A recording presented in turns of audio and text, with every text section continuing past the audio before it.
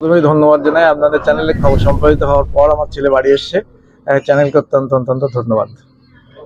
এই মুহূর্তে হ্যাঁ কোথায় ছিল এবং কি বলছে? ঠিক আছে, ছেলে বলছে যে আমি একটা হাওড়া স্টেশনে 1 নম্বর গেটের মুখে একটা চপবাজির দোকানে কাজ নিয়েছিল। কতদিন পর ছিল? 1 মাস 1 দিন পর বাড়ি এসছে। তাকে ধন্যবাদ জানাই। চ্যানেলকে এবং চ্যানেলকে অবশ্যই ধন্যবাদ। আমি 1 মাস ধরে প্রশাসন এবং মিশনের এবং নিজেও খুঁজেছি, আমি পাইনি। যেটা 72 ঘন্টার মধ্যে টিভি চ্যানেল সংবাদ দেওয়ার পরে আমার ছেলে পেয়েছে। মিশন থেকে বেরিয়ে আমি 1 মাস হাওড়া স্টেশনে যাই। হাওড়া স্টেশনে একটা দোকানে আমি কাজ পাই, সেখানেই 1 মাস তা কাটিয়ে ফেলি। কেন গিয়েছিলাম বলতে গেলে, আমি মিশনে একটু বন্ধুদের সাথে আড্ডা মারছিলাম। সেই সময় এক স্যার ধরে ফেলে আমাদেরকে। সেই আড্ডাটা স্যারদের খুব একটা পছন্দ হয়নি, সেই জন্য একটু উল্টোপাল্টা বলে দেয় আমাকে।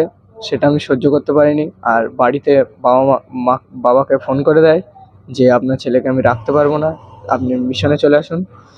এটা আমি চাপটা নিতে পারিনি। চিঠিগুলো আমি লিখেছিলাম।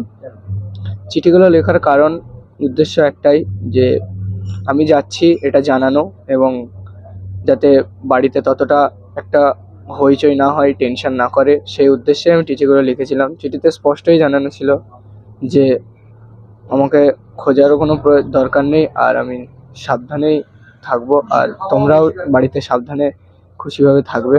সেই জন্য ওইগুলো লিখেছিলাম চিঠিগুলো। কিভাবে সন্ধান পেলে তোমার বাবা মাকে ফোন করতে? হ্যাঁ, কিভাবে বাড়ি ফিরলে? কিভাবে বাড়ি ফিরলাম? কিছুদিন আগে আমি মানে একটা মোবাইলে দেখি, আমার এক বন্ধু কর্মচারী মোবাইলে একটা নিউজ দেখি। নিউজে জানানো হয় যে বাবা মা আত্মহত্যা করতে চলেছে ছেলেকে না পেলে। এই মায়ায় আমি বাবা মায়ের এটা সহ্য করতে না পেরে বাড়ি চলে এসেছি কিছুদিনের মধ্যেই। তারপর 2-3 দিনের মধ্যে আমি বাড়ি চলে এসেছি।